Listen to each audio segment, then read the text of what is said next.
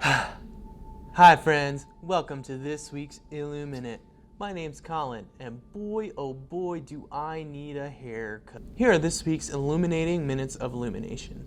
So if you've been following along with us for this month's IlluminUte devotionals, you'll know that we've been talking about encouragement, and we were talking about the power of our words.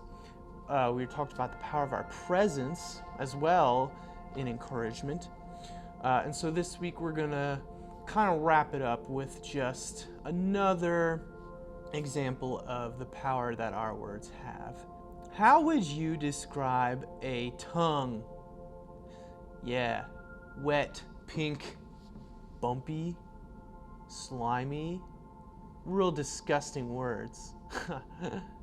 But yeah, your tongue is part of your body that isn't often seen. However, it can be described as a powerful thing like the rudder of a ship.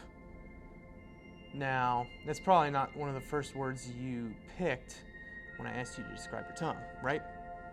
You pick words that I said. Wet, pink, slimy, bumpy. But not like a powerful rudder. But that's exactly what James calls the tongue in James chapter 3. He calls the tongue something that needs to be tamed, something that is powerful enough to steer our whole life. So let's consider this verse. James chapter 3, verses 4 and 5 says, "Consider ships. They are so large that strong winds are needed to drive them. But pilots direct their ships wherever they want with a little rudder. In the same way, even though the tongue is a small part of the body, it boasts wildly."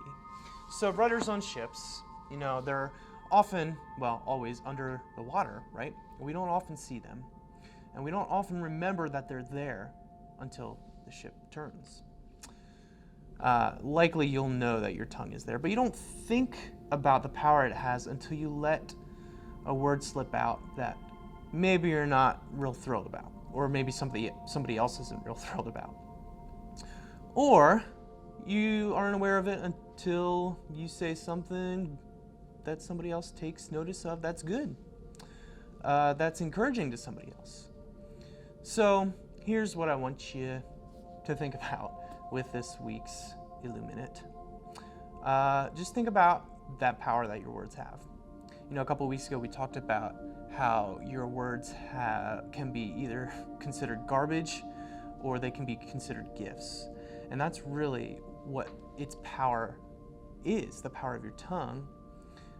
It's got power to completely steer you in one direction or another. So encouragement is a huge topic that we really, only skimmed the surface of. No pun intended. We talked about, the power of our words and how encouragement is a powerful thing for somebody's life. And we talked about how words aren't sometimes even necessary to encourage somebody else. And then we re-emphasized the power that our tongues have in somebody else's life. So, what am I trying to say? Encouragement is really only like the beginning of things when we talk about how to have a positive influence on somebody else's life. Encouragement can take somebody places that they never thought they could go. Encouragement could change somebody's life, even one word or one action of encouragement. People have the gift of encouragement. That is their spiritual gift, meaning that their whole way of showing Jesus to somebody else is the way they encourage other people.